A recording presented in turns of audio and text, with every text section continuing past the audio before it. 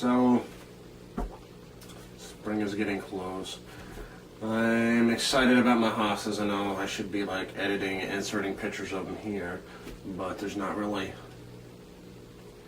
anything to show. I got a couple of points.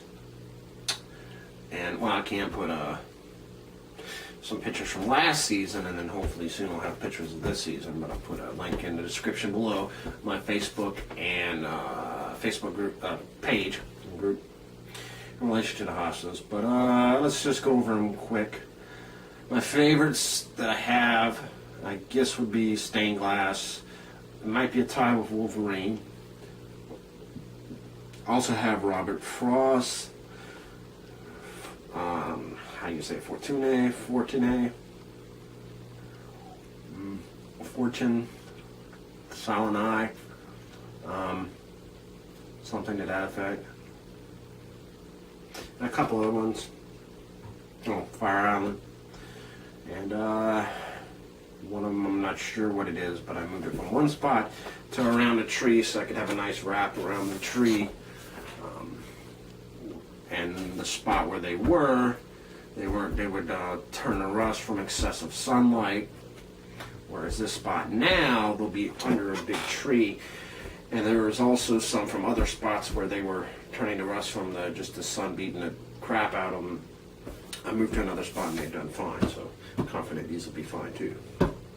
And then there's a couple other spots, as you can see when you go to link in the description below, that were behind the deck.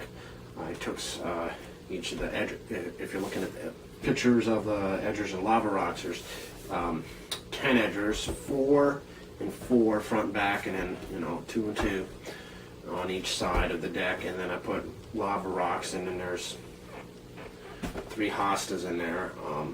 If you're standing at the deck looking at it, you would on the left. From that perspective, it'd be Robert Frost, Wolverine, Robert Frost, and the other side is Blue Angel, Wolverine, Blue Angel. I planted these late in the season, probably like September-ish. So as you can see in the pictures, not a lot of development, and but I think this year they'll be a lot bigger and hopefully a lot better. So anybody who's into hostas, have any comments about hostas, have any links about hostas, please share what you know. Tell me about it. Let's talk about it. I'd love to see any pictures. Also, I haven't really taken a lot of pictures or done a lot with any pictures yet. We got 4 dwarf Alberta spruces. So anybody knows anything about dwarf Alberta spruces, interested to know about that as well. As 2 Japanese red bloodgood maple trees. They're still alive, but they're still very small. Because I got them last year when they were about, like the pot was here, and they were like that. And I planted them this past July 3rd, so they still got a ways to go. They'll get big over time. And that's about it. So it's still early. Got a little time yet. In northern Illinois here, so things will warm up a little bit more. And also plant some squash, tomato, bell peppers at least. I don't know if we'll do much more beyond that this year, but yeah, grow a couple of vegetables too. But that's kind of like I don't know, something I'm definitely going to do, but the hostas is like the true passion as far as the landscaping. And I don't know, it's just something about hostas other than the fact that you can't, if that's another thing, if you know of any that can take the full sun, that can really take that beating from the sun, that would be great to know about those varieties of hostas. Maybe I could put a couple in the spot where I moved the others that were a little bit more sensitive or didn't do as well. And any that can take full sun and are insect resistant, those are, I guess, the varieties, because those are low maintenance ones, because then you maybe don't have to water them as much, and you don't have to worry about using pesticides. And some of the pesticides, like the ones I used last year, it didn't hurt the hostas, but it killed everything. Even like bees or any of that. So I don't want to don't want to kill any bees, obviously, anymore, or at all, if I haven't.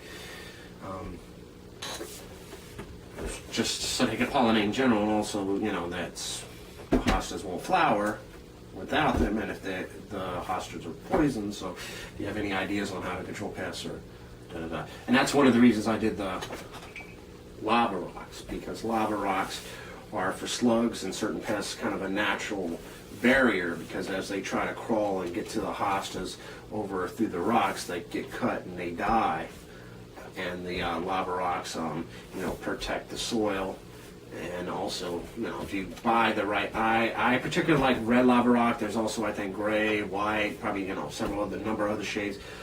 But Pavestone brand red lava rock, just you know, my personal favorite. You know, depending on your outer decor, you might go for a different color palette, but that's the one I would recommend, and that's the one I prefer. Anyways, thanks for tuning in, and see you next time. Oh, pound that like button.